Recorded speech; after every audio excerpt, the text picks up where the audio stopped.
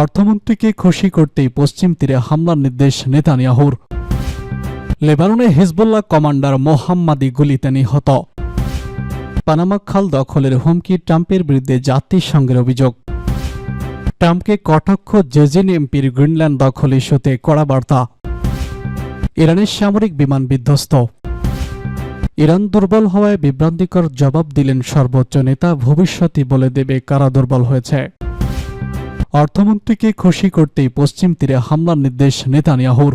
ইসরায়েলের যুদ্ধবাজ প্রধানমন্ত্রী Benjamin Netanyahu তার উগ্র ডানপন্থী অর্থমন্ত্রী বেজালেসকে খুশি রাখতেই এবার পশ্চিম তীরে জেজিন শরণার্থী শিবিরে সামরিক অভিযান জোরদার করার নির্দেশ দিয়েছেন। সেই সঙ্গে তিনি নিশ্চয়তা দিয়েছেন যে অধিকৃত পশ্চিম তীরের ফিলিস্তিনি জনগণের বিরুদ্ধে হামলা জোরদার করা হবে। তার এই প্রতিশ্রুতি পেতেই অর্থমন্ত্রী পদত্যাগের সিদ্ধান্ত থেকে সরে এসেছেন। হিব্রু ভাষায় বেশ কয়েকটি গণমাধ্যম মঙ্গলবার নেতানিয়াহুর এই সংক্রান্ত প্রতিশ্রুতি ফাঁস করে দিয়েছে। এসব গণমাধ্যমের প্রতিবেদনে বলা হয়েছে, গাজায় ইসরায়েলি যুদ্ধবিরতি মেনে নেওয়ার কারণে স্মার্ট রিচ মন্ত্রিসভা থেকে পদত্যাগ করা এবং সরকার পতনের যে হুমকি দিয়েছিলেন তা বাস্তবায়ন করা থেকে তাকে বিরত থাকার আহ্বান জানিয়েছেন নেতানিয়াহু। তিনি পশ্চিম তীরে ব্যাপক মাত্রায় হামলা বাড়িয়ে দেবেন। স্মার্ট রিচ গাজায় হামাসের সঙ্গে যুদ্ধবিরতির ঘোরতর বিরোধী ছিলেন এবং তিনি শুরু থেকেই বলে আসছিলেন যে যুদ্ধবিরতি অর্থ হবে হামাসের কাছে ইসরায়েলের আত্মসমর্পণ। তা সত্ত্বেও দখলদার ইসরায়েল বহির্বিশ্বের চাপের মুখে গত 15 জানুয়ারি হামাসের সঙ্গে যুদ্ধবিরতি চূড়ান্ত করে। এরপর 17 জানুয়ারি নেতানিয়াহুর মন্ত্রিসভা চুক্তিটি অনুমোদন দেয়। এরপর 18 জানুয়ারি স্মার্ট রিচ এবং বিবৃতিতে যুদ্ধবিরতির তীব্র সমালোচনা করেন। তিনি দাবি করেছেন নেতানিয়াহু একটি খারাপ পর্যবেক্ষকর চুক্তির প্রতি সবুজ সংকেত দিয়েছেন। মন্ত্রিসভার বৈঠকে চুক্তির বিপক্ষে ভোট দেন স্মরেটেজ, তবে নেতানিয়াহু তাকে তার জন্য কিছু উগ্রবাদী দাবি মেনে নিতে প্রতিশ্রুতি দেওয়ার পর অপর কঠোরপন্থী মন্ত্রী বেন গাভিরের মতো পদত্যাগ করেনি অর্থমন্ত্রী। তিনি পরবর্তীতে এক বক্তব্যে দাবি করেছেন, গাজায় হামাসকে সম্পূর্ণ ধ্বংস না করা পর্যন্ত এই যুদ্ধ পুরোপুরি বন্ধ করা হবে না বলে নেতানিয়াহু তাকে প্রতিশ্রুতি দিয়েছিলেন। বাস্তবতা হচ্ছে, হামাস ইসরায়েলের সঙ্গে যে চুক্তি করেছে তাতে যুদ্ধবিরতি বলা হলেও 3 ধাপে এটির বাস্তবায়ন হওয়ার পর গাজার যুদ্ধ অস্থায়ীভাবে বন্ধ হয়ে যাবে। এমন আবহের মধ্যে মঙ্গলবার থেকে অধিকৃত পশ্চিম তীরে জেজিন শরণার্থী শিবিরে হামলা চালিয়েছে ইসরায়েল। এমনকি বেশ কয়েকটি পাড়া মহল্লা থেকে ফিলিস্তিনিদের জোরপূর্বক উচ্ছেদ করার কাজ চালাচ্ছে। জেজিনে মঙ্গলবার থেকে শুরু হওয়া ইসরায়েলি বাহিনীর এই অভিযানে এখনো পর্যন্ত অন্তত 10 জন ফিলিস্তিনি নিহত এবং 40 জন আহত হয়েছেন।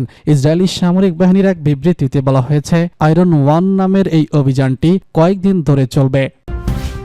লেবাননে হিজবুল্লাহ কমান্ডার মোহাম্মাদি গুলিতে নিহত। লেবাননের পূর্ব অঞ্চলে হিজবুল্লাহর শীর্ষ কমান্ডার শেখ মোহাম্মদ আলী মোহাম্মাদি গুলিতে নিহত হয়েছেন। দেশটির গণমাধ্যম আল আখবারের প্রতিবেদন অনুযায়ী মঙ্গলবার রাতে নিউচে বাড়ির সামনে বন্দুকধারীর গুলিতে তিনি প্রাণ হারান। হামলার সময় 2টি গাড়িতে আসা বন্দুকধারীরা তাকে লক্ষ্য করে গুলি ছড়ে। পরে তাকে উদ্ধার করে স্থানীয় হাসপাতালে নিয়ে যাওয়া হলে মোহাম্মাদি সেখানে মৃত্যুবরণ করেন। তবে ইসরায়েল বা কোনো গোষ্ঠী এখনও এই হত্যাকাণ্ডের দায় স্বীকার করেনি। আলী মোহাম্মাদি কয়েক দশক ধরে FBI এর মোস্ট ওয়ান্টেড তালিকায় ছিলেন। 1985 সালে লুৎফার ফ্লাইট 857 ছিনতাইয়ের ঘটনায় তার সরাসরি জড়িত থাকার অভিযোগ রয়েছে। ওই ছিনতাইয়ের ঘটনায় বেশ কয়েকজন আমেরিকান সহ 153 যাত্রীকে জিম্মি করা হয়। ছিনতাইকালে এক মার্কিন নাগরিককে নির্যাতন করে হত্যা করা হয়। হিজবুল্লাহ কমান্ডারের এই হত্যাকাণ্ড এমন সময় ঘটল যখন হিজবুল্লাহ দক্ষিণ লেবাননে ইসরায়েলের সঙ্গে সংঘাতের মধ্যে রয়েছে। 2023 সালের 8 অক্টোবর থেকে চলা ইসরায়েল এবং হিজবুল্লাহর মধ্যে এই সংঘর্ষ সংগঠনটির মহাসচিব সহ অন্তত 7 জন শীর্ষ কমান্ডার নিহত হন। ইসরায়েল এবং হিজবুল্লাহর মধ্যকার উত্তেজনা এবং লেবাননে ইসরায়েলের সামরিক অভিযান এই অঞ্চলের স্থিতিশীলতাকে আরও অস্থিতিশীল করে তুলেছে। এই হত্যাকাণ্ড হিজবুল্লাহর জন্য একটি বড় ধাক্কা হিসেবে বিবেচিত হচ্ছে। বিশেষ করে এটি এমন সময় ঘটল যখন সংগঠনটি অভ্যন্তরীণ এবং বৈশ্বিক চ্যালেঞ্জের মুখোমুখি। পানামা খাল দখলের হুমকি ট্রাম্পের বিরুদ্ধে জাতিসংঘের অভিযোগ। পানামা খাল পণ্য দখল নিয়ে মার্কিন প্রেসিডেন্ট ডোনাল্ড ট্রাম্পের বক্তব্যের প্রতি আপত্তি জানিয়ে জাতিসংঘে আনুষ্ঠানিক চিঠি পাঠিয়েছে পানামা। সার্বভৌমত্বের জন্য হুমকির বিরুদ্ধে জাতিসংঘের নিয়মের কথা উল্লেখ করে এই অভিযোগ পাঠানো হয়েছে। গত সোমবার অভিষেক অনুষ্ঠানে ভাষণে ট্রাম্প পানামা খালের নিয়ন্ত্রণ নেওয়ার প্রতিজ্ঞা করেন। এর পরদিন মঙ্গলবার জাতিসংঘে ট্রাম্পের বিরুদ্ধে চিঠি পাঠায় পানামা। চিঠিতে 1999 সালে চুক্তি ভঙ্গ করে খালের নিয়ন্ত্রণ চীনের কাছে হস্তান্তর করেছে বলে ট্রাম্পের দাবির বিষয়টি অস্বীকার করা হয়েছে। জাতিসংঘে নিযুক্ত পানামায় রাষ্ট্রদূত ইলন আলফারো দে আলবা জাতিসংঘ সনদের একটি নিয়মের বিবৃতি দিয়ে বলেছেন, অন্য দেশের সার্বভৌমত্ব বা ভূখণ্ডের বিরুদ্ধে হুমকি দেওয়া বা শক্তি প্রয়োগ করা থেকে দেশগুলোকে অবশ্যই বিরত থাকতে হবে। পানামার চিঠি পাঠানোর একদিন আগে গত সোমবার খালটি ফেরত নেওয়ার হুমকি পূর্ণ ব্যক্ত করে ট্রাম্প বলেছেন, আমরা চীনকে দেইনি, আমরা এটি পানামাকে দিয়েছি এবং আমরা এটি ফিরিয়ে নেব। পানামার প্রেসিডেন্ট হোটে রাউত ট্রাম্পের বক্তব্য পূর্ণভাবে প্রত্যাখ্যান করে বলেছেন, বিশ্বের এমন কোনো দেশ নেই যারা আমাদের শাসনকে হস্তক্ষেপ করে। খালটি পানামার কাছে এবং থাকবে।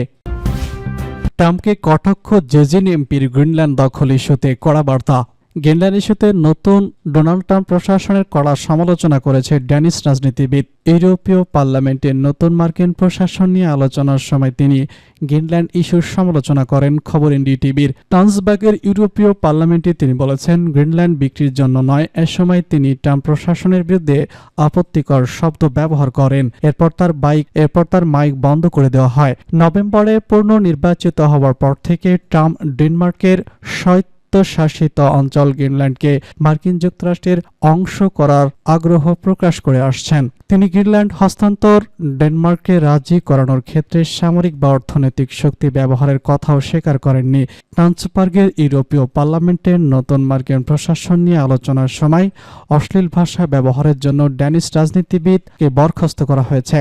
হান্ডার্স বলেছেন, প্রেসিডেন্ট ট্রাম্প সতর্কভাবে শুনুন, গ্রিনল্যান্ড বিক্রির জন্য নয়, আমাকে একটি শব্দ প্রয়োগ করতে দিন, যেটি হলো আপনি বুঝবেন, মি ট্রাম্প। এরপর ইউরোপীয় পার্লামেন্টের ভাইস প্রেসিডেন্ট নিকোলাই বলেছেন, গণতন্ত্রের এই হাউডে ট্রাম্প সম্পর্কে আমরা যাই ভাবি না কেন, এমন ভাষা ব্যবহার করা যাবে না। ইরানের সামরিক বিমান বিধ্বস্ত। ইরানের হামাস প্রদেশের কাবুকা শহরে একটি বিমান বিধ্বস্ত হয়ে গেছে। ইরানি গণমাধ্যমের প্রতিবেদন অনুযায়ী ঘটনাটি স্থানীয় সময় বুধবার সকাল 10:30টার দিকে ঘটেছে। হামাদানের গভর্নরের রাজনৈতিক ও নিরাপত্তা বিষয়ক উপপ্রশাসন বুধবার এসব তথ্য নিশ্চিত করেছেন। তিনি বলেছেন,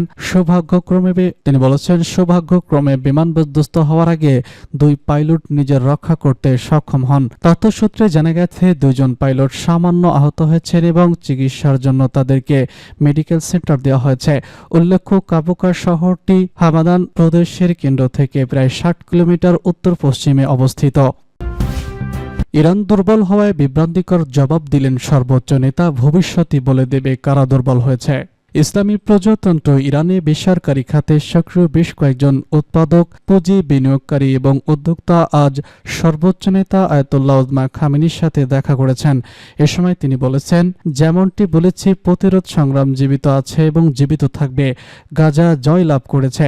সর্বোচ্চ নেতা আরও বলেছেন, বিশ্বের সবার চোখের সামনে গাজায় যা ঘটেছে তারা রূপকথার মতো। মার্কিন যুক্তরাষ্ট্রের মতো বিশাল যুদ্ধ মেশিন রক্তপিপাসু ইহুদিবাদী ইসরায়েলকে সহায়তা দিয়ে 15 মাসের বেশি সময় 15,000 শিশুকে হত্যা করতে দ্বিধা করেনি এবং এই নৃশংস জেজিনকে বাংকার বিধ্বংসী বোমা সরবরাহ করেছে যাতে শিশুদের ঘরবাড়ি ও হাসপাতাল ধ্বংস করতে পারে।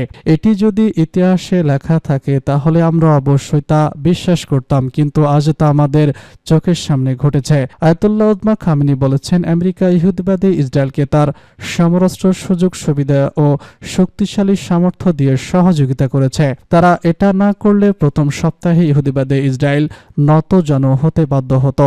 নিষ্ঠুর এই নৃশংস ইহুদিবাদী ইসরায়েল সেই হামাসের সাথে আলোচনার টেবিলে বসেছে যেটাকে তারা ধ্বংস করতে চেয়েছিল এবং যুদ্ধবিরতি বাস্তবায়নের জন্য তাদের শর্তগুলো মেনে নিয়েছে। আমরা বলি প্রতিরোধ জীবন্ত। আয়াতুল্লাহ উজমা খামেনি বলেছেন, এটি ওই পীড়িতি যেখানে আল্লাহর সৎ বান্দারা প্রতিরোধ করবে সেখানেই তারা নিশ্চিতভাবে বিজয় অর্জন করবে।